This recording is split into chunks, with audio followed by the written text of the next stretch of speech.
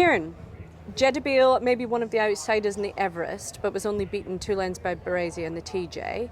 Do you feel he's heading back to that form after the 4th in the Premier Stakes? I think he can be a bit better than that form, actually. I think that run would have just brought him on. Had a bit to do with his preparation, and Brad's always sort of tailored his prep around peaking for this day, Everest Day. I think he's going to get there in good order. He's going to need to be, because obviously he needs to find a few lengths on his last run. But I know Brad's been happy with him.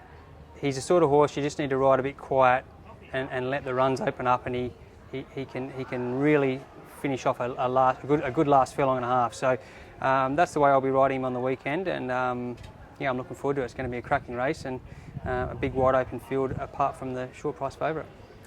You have won 3 Everests, so you know better than anyone what it takes to win it. Which 3 horses do you think has got what it takes?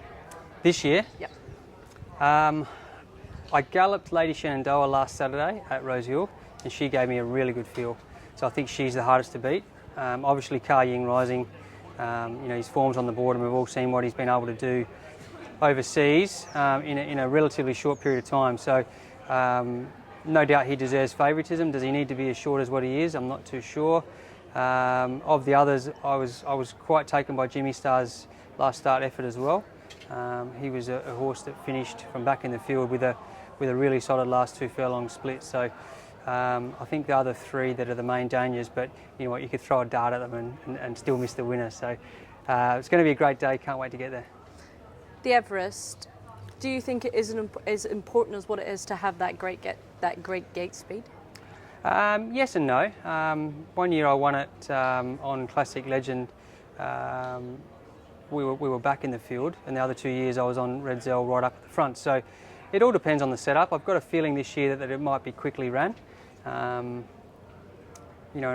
Car Ying Rising is a horse that can sort of take in that early pressure and speed. So, in regards to the back markers, it all depends on how quick they go. But I think it's all relative to the speed on the day. So, you're sure you need to have a horse that begins well, but need to be able to adapt to the circumstance as it's unfolding.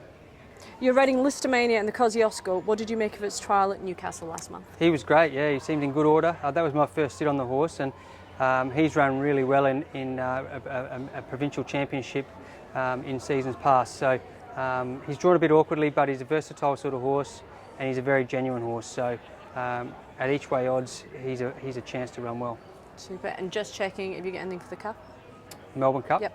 I'm going to ride Absurd in the Melbourne Cup this year. He runs in the Caulfield Cup on Saturday for Willie Mullins, and I think Ben Allen is riding him. This is a new plan by Willie.